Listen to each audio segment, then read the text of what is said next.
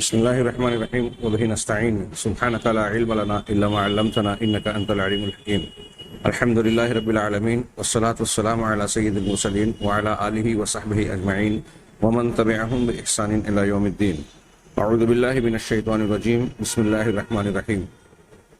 آمن الرسول بما أنزل إليه من ربه والمؤمنون كل آمن بالله وملائكته وكتبه ورسله لا نفرق بين أحد من رسله وقالوا سمعنا وأطعنا غفرانك ربنا وإليك المصير. سامعین کرام، علامہ ابن تیمیہ رحمہ اللہ کی بیان کردہ جناب محمد رسول اللہ صلی اللہ علیہ وسلم اور قرآن کی جانب سے جو مستقبل کی خبریں ہیں ان کا بطور نمونہ تذکرہ جاری تھا، جس میں اگلی آیت ہے اللہ تبارک و تعالیٰ کا یہ ارشاد: قل ان کانت اعوذ باللہ من الشیطان الرجیم قل ان کانت لکم الدار الآخرۃ عند اللہ خالصۃ من دون الناس فتمنوا الموت ان کنتم صادقین ولن یتمنوہ ابدا بما قدمت ایدیہم واللہ علیم بالظالمین۔ اللہ تعالیٰ نے ارشاد فرمایا یہود کے بارے میں، آپ ان سے کہیے کہ اگر تمہارا اپنا جو دعویٰ ہے اور اس دعوے کے مطابق تم یہ کہہ رہے ہو کہ ایک آخرت میں کامیابی تمہیں ہی ملنی ہے، جیسا کہ یہود کا دعویٰ تھا کہ ہم اللہ کے بیٹے اور چہیتے ہیں، اگر اول تو ہم دوزخ میں عذاب میں مبتلا نہیں ہوں گے، اور اگر گئے بھی تو یہ ایام معدودات کی چند روز کی بات ہوگی، باقی ہمارے لیے تو جنت ہے۔ اللہ تبارک و تعالیٰ نے ان کے اس قسم کے دعووں کے پیش نظر ان سے کہا کہ اگر ایسا ہے، انکانت لکم الدار الآخرۃ عند اللہ، اگر اللہ کے پاس خالص تمہارے ہی لیے، دوسروں کے بالمقابل خالصۃ من دون الناس، دوسروں کے مقابل صرف تمہارے لیے ہی دار آخرت کا اچھا انجام ہے، اچھی زندگی ہے، فتمنوا الموت، تو موت کی تمنا کرو، مرنے کے بعد تمہیں اچھی زندگی ملنے والی ہے، تو اس کا لازمی تقاضا یہ ہے کہ اس بات کا جب تمہیں یقین ہے تو اچھی زندگی کی طرف جانے کے لیے تمنائیں کرو، ان کنتم صادقین، اگر تم سچے ہو، وَلَن يَتَمَنَّوْهُ أَبَدًا بِمَا قَدَّمَتْ أَيْدِيهِمْ۔ لیکن اللہ تبارک و تعالیٰ نے ارشاد فرمایا، یہ پیش گوئی ہے کہ وہ ہرگز اس کی یعنی موت کی تمنا نہیں کریں گے، اس وجہ سے جو ان کے ہاتھوں نے آگے بڑھایا ہے، یعنی اپنی کارستانیوں کی بنیاد پر وہ خود اتنے گنہگار، اللہ کے نافرمان، شریعت اور دین کے مخالف ہیں، سرکش ہیں، کہ وہ اللہ کے یہاں اگرچہ یہ دعویٰ کر رہے ہیں کہ ان کے لیے اچھی زندگی ہے، آخرت صرف انہی کے لیے ہے، لیکن ان کو پتہ ہے کہ ایسا سچ نہیں ہے، لہذا وہ موت کی تمنا ہرگز نہیں کریں گے۔ وَلَن يَتَمَنَّوْهُ أَبَدًا بِمَا قَدَّمَتْ أَيْدِيهِمْ وَاللَّهُ عَلِيمٌ بِالظَّالِمِينَ، اور اللہ ظالموں کو خوب جاننے والا ہے۔ آگے اور بھی ہے آیت، وَلَا تَجِدَنَّهُمْ أَحْرَصَ النَّاسِ عَلَىٰ حَيَاةٍ، یہ موت کی تمنا کیا کریں گے؟ حقیقت تو یہ ہے کہ آپ انہیں زندگی پر لوگوں میں سب سے زیادہ حریص پائیں گے، سب سے زیادہ جینے کی خواہش انہی کے اندر پائی جائے گی۔ وَمِنَ الَّذِينَ أَشْرَكُوا، اور ان لوگوں میں جو جنہوں نے شرک کیا، يَوَدُّ أَحَدُهُمْ لَوْ يُعَمَّرُ أَلْفَ سَنَةٍ، کہہ رہے ہیں کہ ان میں سے ایک شخص، یعنی ہر کوئی، ان کا معاملہ یہ ہوتا ہے کہ وہ یہ چاہتے ہیں کہ کاش ان میں سے ان کو جو ہے 1000 سال کی عمر ملے، لیکن اللہ نے کہا وَمَا هُوَ بِمُزَحْزِحِهِ مِنَ الْعَذَابِ أَن يُعَمَّرَ، اگر اس کو ایسی دراز عمر مل بھی جائے، لمبی عمر مل بھی جائے، تو وہ عذاب سے نہیں بچ سکتا۔ یہ جو تمنا، یہ جو کہہ رہے ہیں کہ آخرت کا دار جو ہے، دار آخرت خالص ان کے لیے ہے اللہ کے پاس، تو یہ بھی بکواس اور بیہودہ اور غلط بات ہے، بے بنیاد ہے۔ یہ کتنی بھی عمر پا جائیں اللہ کے عذاب سے نہیں بچ سکیں گے۔ واللہ بصیر بما یعملون، اللہ ان کے اعمال کو خوب جانتا ہے، دیکھ رہا ہے۔ اور اسی بنیاد پر ان کی فطرت اور ان کا داخل ایسا ہے کہ وہ یہ دعویٰ تو کر رہے ہیں کہ آخرت ان کے حق میں ہے، لیکن حقیقت میں یہ موت کی تمنا نہیں کریں گے۔ علامہ ابن تیمیہ کہتے ہیں کہ یہ 2 وجہوں سے دلیل ہے اللہ تعالیٰ کا یہ ارشاد۔ پہلا تو یہ من جہت اخبارہ بانہ لا یکون ابدا، اللہ تعالیٰ نے اس جہت سے یہ دلیل اس جہت سے بھی ہے کہ اللہ نے اس بات کی خبر دی کہ یہ کبھی تمنا نہیں کریں گے موت کی، ایسا کبھی ان سے ہوگا ہی نہیں، یہ خبر دی۔ ومن جہت صرف دواعیہم، اور اس جہت سے بھی کہ ان کے داعیوں کو پھیر دیا. یعنی صرف اتنا نہیں کہ موت کی تمنا کریں گے، ہاں، بلکہ موت کی تمنا کے جو داعیے ہیں، تقاضے ہیں، اظہار ہے، وہ بھی نہیں کر سکیں گے، اس کو بھی اللہ نے ان سے پھیر دیا. وَهَذَا مِنْ أَعْجَبِ الْخَوَارِقِ، کہہ رہے ہیں کہ یہ انتہائی تعجب کا کہ خرق عادت بات ہے کہ وہ لوگ اللہ کے نبی صلی اللہ علیہ وسلم کو اور قرآن کو جھٹلانا چاہتے تھے، اس کی ہر کوشش کرتے تھے، ہاں، لیکن اس کے باوجود انہوں نے جب یہ قرآن کا دعویٰ سنا کہ یہ لوگ موت کی تمنا نہیں کریں گے، اس کے باوجود ان کے جھٹلانے کی انتہائی شدید خواہش اور کوشش کے پیش نظر ان کو یہ یارہ نہیں ہوا کہ وہ موت کی تمنا کا اظہار کریں. اس اعتبار سے بھی انہیں نہ موت کی تمنا کی، نہ موت کی تمنا کے داعیے کو اختیار کیا، دونوں اعتبار سے یہ دلیل ہے. اسی طرح علامہ ابن تیمیہ رحمہ اللہ نے یہ آیت بھی پیش کی، لن یضرکم اذًا، یہ لن یضرکم الا اذى، یہ تم کو تکلیف اور نقصان نہیں پہنچا سکتے سوائے ستانے کے. وَإِن يُقَاتِلُوكُمْ يُوَلُّوكُمُ الْأَدْبَارَ ثُمَّ لَا يُنصَرُونَ، اگر وہ تم سے قتال کریں گے بھی تو پیٹ پھیر کر بھاگیں گے، پھر ان کی مدد نہیں کی جائے گی. ضُرِبَتْ عَلَيْهِمُ الذِّلَّةُ أَيْنَمَا ثُقِفُوا، وہ جہاں کہیں بھی ہوں گے، پائے جائیں گے، ان پر ذلت مسلط کر دی گئی. ہاں، إِلَّا بِحَبْلٍ مِّنَ اللَّهِ وَحَبْلٍ مِّنَ النَّاسِ، سوائے اللہ کی مدد اور لوگوں کی پناہ کے ذریعے. وَبَاءُوا بِغَضَبٍ مِّنَ اللَّهِ، اور اللہ کے غضب کو لے کر یہ لوٹے. وَضُرِبَتْ عَلَيْهِمُ الْمَسْكَنَةُ، ان پر مسکنت مسکینی بھی کی مار بھی ڈال دی گئی ہے. ذَلِكَ بِأَنَّهُمْ كَانُوا يَكْفُرُونَ بِآيَاتِ اللَّهِ وَيَقْتُلُونَ الْأَنْبِيَاءَ بِغَيْرِ حَقٍّ، یہ اس وجہ سے ہے کہ یہ اللہ کی آیتوں کو ناحق، اللہ کی آیتوں کو جھٹلاتے رہے اور انبیاء کا ناحق قتل کرتے رہے. ذَلِكَ بِمَا عَصَوْا وَكَانُوا يَعْتَدُونَ، یہ ان کے نافرمانیوں اور معصیت کی وجہ سے ہے اور اس وجہ سے کہ وہ حد سے تجاوز کرتے رہے. ان آیتوں میں بھی یہود کے بارے میں ایک تو یہ بتایا گیا کہ یہ مخالفت تو کرتے رہیں گے، لیکن ان کی مخالفت جناب محمد رسول اللہ صلی اللہ علیہ وسلم اور سچے مومنین کو حقیقت میں کوئی نقصان نہیں پہنچا سکے. وقتی طور سے اذیت کا احساس، ستائے جانے کا دکھ ہو سکتا ہے، آزمائش سے گزرنا پڑ سکتا ہے، لیکن یہود اپنے مقصد میں ان کے خلاف کامیاب نہیں ہوں گے، کبھی نقصان نہیں پہنچا سکیں گے. یہ تاریخ نے اس بات کی، اس کے سچے ہونے کی گواہی دی. دوسری، کتنی مرتبہ نبی کریم صلی اللہ علیہ وسلم کو قتل کرنے کی، مسلمانوں کے خلاف سازشیں کی، لیکن یہ ہر بار ناکامی سے دوچار ہوتے رہے. اسی طریقے سے اگر قتال کریں گے تو پیٹ پھیر کر بھاگیں گے، یہ بھی سامنے حقیقت کے طور پر تاریخ میں موجود ہے. ان پر ذلت اور مسکنت ڈال دی گئی. اللہ تبارک و تعالیٰ نے جتنی چھوٹ دی، تبھی ان کا اس کے بنیاد پر وجود ہے. اور یہ اپنے وجود میں بحبل من الناس، لوگوں کی پناہ، لوگوں کی مدد اور تعاون کے محتاج رہے ہیں ہمیشہ سے. آج بھی دیکھیے کہ ان کو بظاہر جو بھی ترقیات یا پروپیگنڈا کر کے یہ اپنے آپ کو دکھاتے ہیں اور کچھ معاملات میں ترقی یافتہ بننے کا دعویٰ کرتے ہیں، ہو سکتا ہے کچھ ہوں، لیکن لوگوں کی مدد کے ساتھ میں یورپ اور امریکہ کی پشت پناہی، اقوام متحدہ اور عالمی طاقتوں کی پشت پناہی کی بنیاد پر ہیلا، مکر اور مختلف قسم کے فریب کا استعمال کر کے ہی یہ اپنے کام چلانے پر مجبور ہیں. مستقل اپنی بنیاد پر ان کے اندر یہ یارہ نہیں ہے. پوری تاریخ میں یہ حقیقت بالکل واضح طور پر نظر آتی ہے، جو قرآن کی انتہائی سچی پیشین گوئی کی شکل میں ایک دلیل اور سچی خبر کی طرح ہمیں اللہ کے رسول اور قرآن کی حقانیت کا اس بات کرتی ہوئی نظر آتی ہے. اسی طریقے سے ان پر ذلت و مسکنت کا جہاں تک معاملہ ہے، یہود اپنے آپ کو کتنا بھی بتائیں کہ دنیا ہماری مٹھی میں ہے، ملٹی نیشنل کمپنیز ان کے ہاتھ میں ہیں، لیکن آپ دیکھیں کہ حکومتوں کی نظر میں، عوام کی سطح پر اگر سروے رپورٹ گزشتہ کچھ سالوں پہلے یورپ میں سروے رپورٹ کی گئی تو یہود کے متعلق لوگوں کے جذبات اور لوگوں کے خیالات انتہائی منفی اور ایسے ہیں کہ ان کی کوئی عزت نہیں ہے. بڑے بڑے یہودی 5 اسٹار ہوٹلوں میں قیام کرنے والے وہاں کے سامان چوری کرتے ہوئے پکڑے گئے. یہ معاملات بکثرت ہوتے رہے اور ایسے بہت ساری گھٹیا اور خسیس حرکتیں ان کے یہاں پائی جاتی ہیں. یہ قرآن کے بیانات کو ہم آگے بڑھاتے ہیں. اسی طرح اللہ تبارک و تعالیٰ نے سورہ مدثر میں لمبی آیتیں ہیں.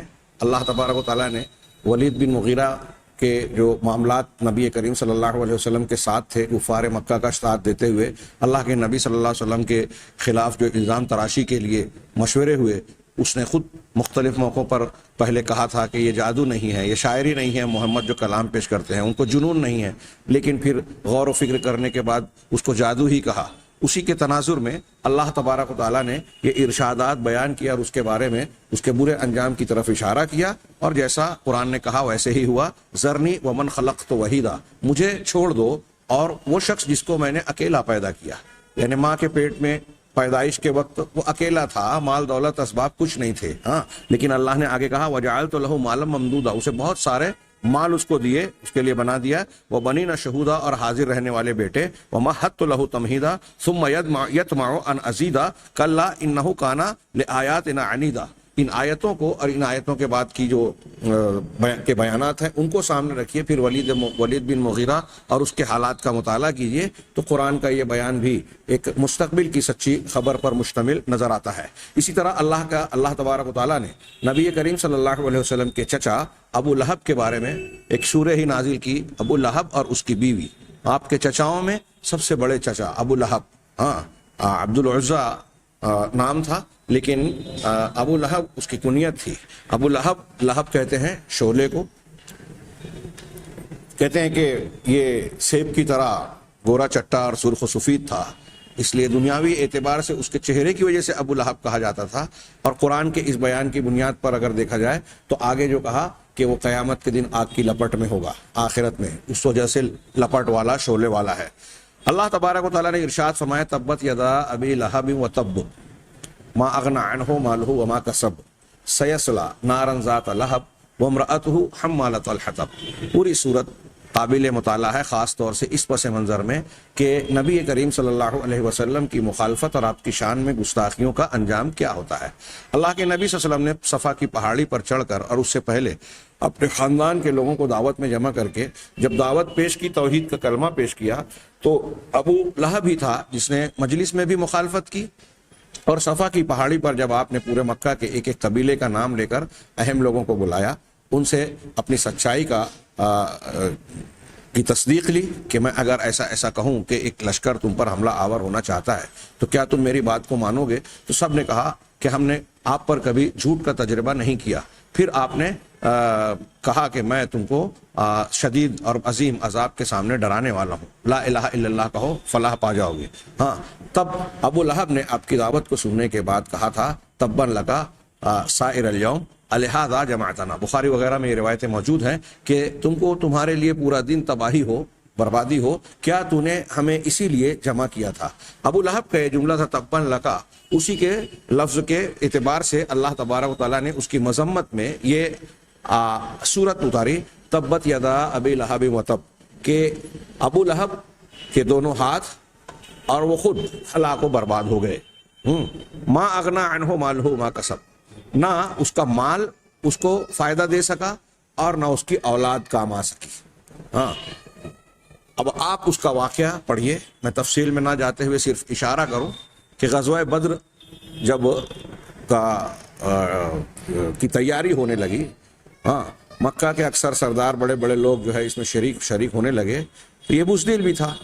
ہاں، چنانچہ اپنے ایک مخروز کو اس نے جا کے تیار کیا کہ اگر تم میری جانب سے اس جنگ میں شریک ہو جاؤ تو میں تم سے اپنا قرض معاف کر دوں گا۔ وہ اس بات پر تیار ہوگا۔ جنگ میں شریک تو نہیں ہوا، لیکن جنگ میں مشرکین مکہ کی شکست کی جب خبر ملی تو اسے بڑا قلق ہوا۔ میں واقعے کی تفصیل میں نہ جاتے ہوئے صرف حاصل بتاؤں کہ اس کے بعد ہی یہ بیمار پڑا، اور 7-8 دنوں میں اسے عدسہ کی بیماری ہوئی، چیچک کی طرح، کہتے ہیں طاعون کی گلٹیوں کی طرح اس میں گلٹی نکلی، اور دیکھتے ہی دیکھتے وہ موت کے منہ میں چلا گیا۔ اس طرح سے مرا کہ سگے بیٹوں نے بھی جو ہے قریب آنا پسند نہیں کیا۔ اس کی لاش 3 دنوں تک بے غور و کفن سڑتی گلتی رہی۔ ہاں، لوگ کہتے ہیں کہ خود بیٹوں نے لوگوں کے طعن و تشنی سے بچنے کے لیے خود کیا، یا کسی غلام کو، کچھ غلاموں کو پیسہ دے کے کہا کہ کوئی کھڈا وڈا کھود کے، گڑھا کھود کر اس کی لاش کو لکڑی سے اس میں ڈال دیا جائے اور پھر اس پر مٹی پتھر ڈال دیا جائے۔ یہ اس کا انجام ہوا۔ اور اس کی بیوی ام جمیل جو نبی کریم صلی اللہ علیہ وسلم کو بہت تنگ کیا کرتی تھی، آپ کو محمد صلی اللہ علیہ وسلم کی بجائے مزمم کہتی تھی، ہاں، اس کا بھی اس میں ذکر ہے۔ ہاں، وامرأتہ حمالۃ الحطب، ہاں ایندھن کو ڈھونے والی، ایندھن کی جلانے والی لکڑیوں کو ڈھونے والی، ہاں، اور کہا کہ اس کو مونج کی لکڑی، مونج کی جو ہے کہ کانٹے دار جھاڑیاں اس کے گلے میں ہوگی. کہتے ہیں کہ یہ لٹکاتی تھی، جلانے کے لیے لاتی تھی اور اللہ کے رسول صلی اللہ علیہ وسلم کے گھر کے باہر جو ہے کانٹوں کو بچھاتی تھی. تو دنیا میں بھی اس طرح سے اس کا انجام ہوا. بعض علماء نے لکھا کہ اس کے مونج کی جو کیا کہتے ہیں کھاڑی تھی اس کے گردن میں جو ہے لپٹ گئی. کچھ کہتے ہیں کہ جہنم میں اسی کی طرح اس کے گلے میں تار جیسی چیز ہوگی، لوہے کی یا دھات کی، اور وہ اس میں عذاب دیا جائے گی. اور دنیا میں یہ جو ایندھن لاتی تھی اپنے شوہر کی، نبی کریم صلی اللہ علیہ وسلم کی مخالفت میں مدد کیا کرتی تھی، تو وہ آخرت میں جہنم کے اندر یہ عذاب میں اضافے کا، جہنم کے اندر اپنے شوہر کے عذاب میں اضافے کا سبب بنے گی. ہاں، ان تفاسیر کو سامنے رکھیے تو یہ کہ جب یہ ٹھیک ٹھاک تھے تب قرآن کی یہ آیتیں نازل ہوئی. کافی موقع ملا ان آیتوں اور صورتوں کے نازل ہونے کے باوجود، لیکن نہ ابو لہب کو ایمان لانے کی توفیق ملی، توبہ کرنے کی توفیق ملی، اور نہ اس کی بیوی ام جمیل کو. فماتا کافرین. علامہ ابن تیمیہ نے کہا کہ یہ دونوں کفر کی حالت میں اس دنیا سے چلے گئے. یعنی قرآن کی یہ خبر سچی ثابت ہوئی. نبی کو اذیت دینے والے، کچھ لوگوں نے یہ بھی بحث کیا کہ بہت سے لوگوں نے اس وقت مخالفت کی تھی. صدر ابو لہب کا نام لے کر ہی قرآن کیوں نازل ہوا؟ تو اس کے کچھ اسباب بیان کیے ہیں کہ یہ چچاؤں میں سب سے بڑا چچا اور قریب تر تھا. ہاں، عرب کے قبائل اور عرف کا بھی تقاضا یہ تھا کہ یہ خاندان اور رشتے کی بنیاد کا لحاظ کرتا نبی کریم صلی اللہ علیہ وسلم کے. اگر آپ کے دین آپ پر ایمان نہیں بھی لایا تو کم سے کم خاندانی حق کی ادائیگی میں آپ کی طرفداری یا آپ کی موافقت کرنا اس کے لیے لازم تھا، خاص طور سے ایسی شکل میں جبکہ آپ کے اخلاق دل کے انتہائی کریمانہ اور پورے سماج اور معاشرے میں بالکل مقبول تھے کہ آپ سب سے بہترین انسان ہیں. اور یہی وجہ ہے کہ ایک دوسرے چچا جنہوں نے کفالت کی، ابو طالب، بڑے چچا کو تو نگرانی اور کفالت بھی کرنی چاہیے تھی، لیکن اس کے اندر بخل تھا، اس نے کفالت بھی نہیں کی. ابو طالب نسبتاً مالی اعتبار سے کمزور تھے، انہوں نے کفالت کا ذمہ لیا اور دادا نے بھی انہی کو اپنے حوالے کیا تھا. وہ جانتے تھے کہ ابو لہب کا دل اتنا کشادہ نہیں ہے.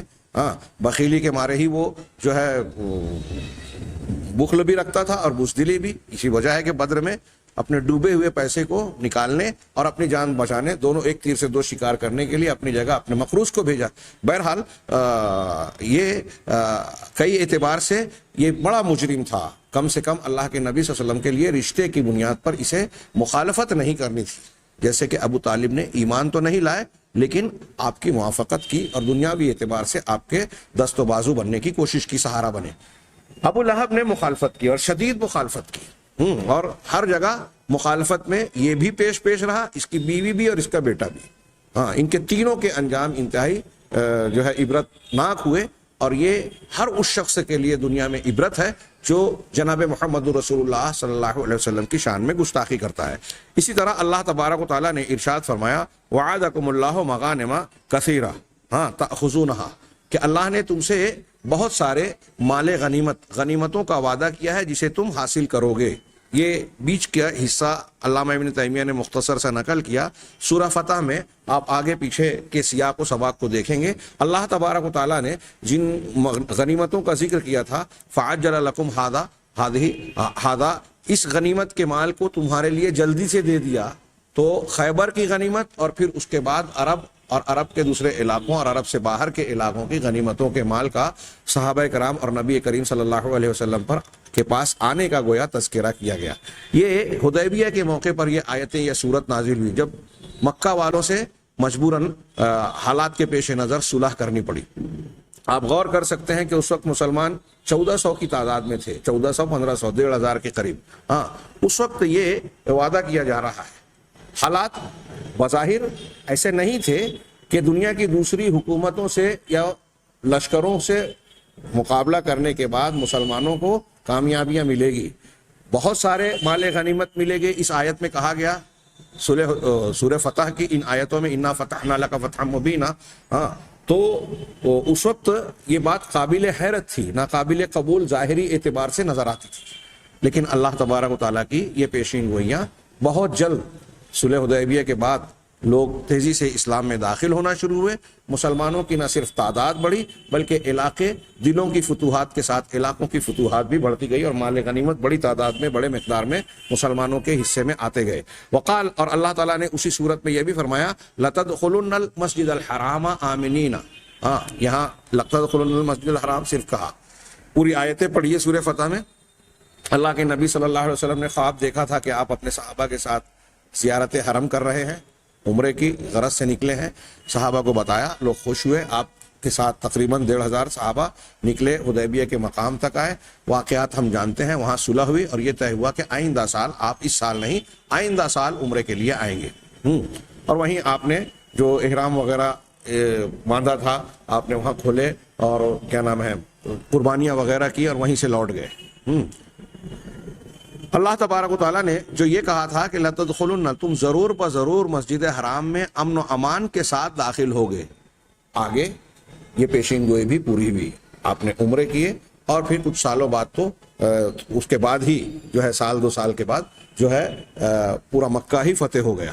ہاں، اللہ تبارک و تعالیٰ نے اسی طریقے سے ارشاد فرمایا قُلْ لِلْمُخَلَّفِينَ مِنَ الْأَعْرَابِ، آپ دیہاتیوں بدویوں میں سے جو لوگ پیچھے رہ گئے ہیں، ہاں، ان سے یہ بات کہیے کہ عنقریب مزید جو ہے مارکے پیش آنے والے ہیں. اس وقت جو ہے کچھ لوگ ایسے ہوں گے جو مسلمانوں کے دشمن ہیں، ان سے تمہارا مقابلہ ہوگا. اللہ آگے خود اشارتاً شیخ الاسلام نے کہا وَهَذَا كُلُّهُ وَقَعَ. یہ اللہ تبارک و تعالیٰ نے ان آیتوں میں جو باتیں کہیں، جو اشارے کیے گئے آیتوں کی طرف، جو باتیں ان میں خبر کے طور پر پیشین گوئی کے طور پر بیان کی گئی، ہر چیز ویسے ہی واقع ہوئی جیسا کہا گیا.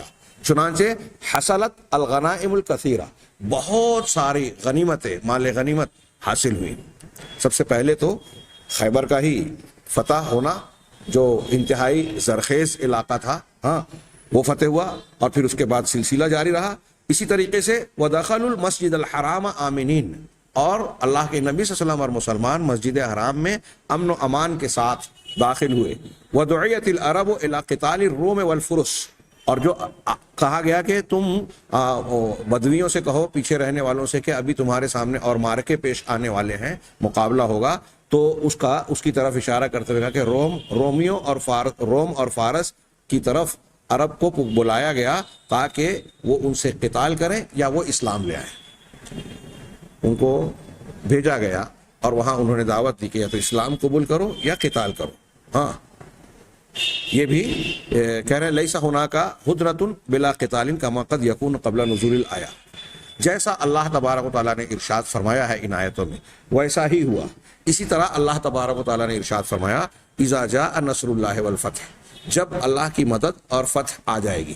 اکثر مفسرین اہل علم کے نزدیک اس میں الفتح جو کہا گیا اس سے مراد فتح مکہ ہے. کچھ لوگ دوسرے اقوال بھی کہتے ہیں، لیکن راجح مشہور بات اور عام مفسرین کے یہاں یہی مراد ہے کہ جب اللہ کی مدد آئے گی اور فتح مکہ ہو جائے گا. وَرَأَيْتَ النَّاسَ، اتنا کہہ کے چھوڑ دیا، لیکن ہم سورت جانتے ہیں کہ اور آپ لوگوں کو دیکھیں گے کہ يَدْخُلُونَ وَرَأَيْتَ النَّاسَ يَدْخُلُونَ فِي دِينِ اللَّهِ أَفْوَاجًا، اللہ کے دین میں فوج در فوج، گروہ در گروہ داخل ہو رہے ہیں.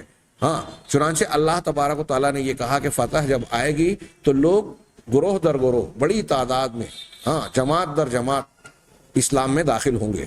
چنانچہ فَدَخَلُوا فِي الدِّينِ أَفْوَاجًا بَعْدَ الْفَتْحِ، چنانچہ فتح مکہ کے بعد یہ واقعہ ہوا، آج ہمارے سامنے ہے کہ لوگ افواجن، فوج کی شکلوں میں، یعنی جماعتوں کی شکل میں، گروہوں کی شکل میں اسلام میں داخل ہوئے.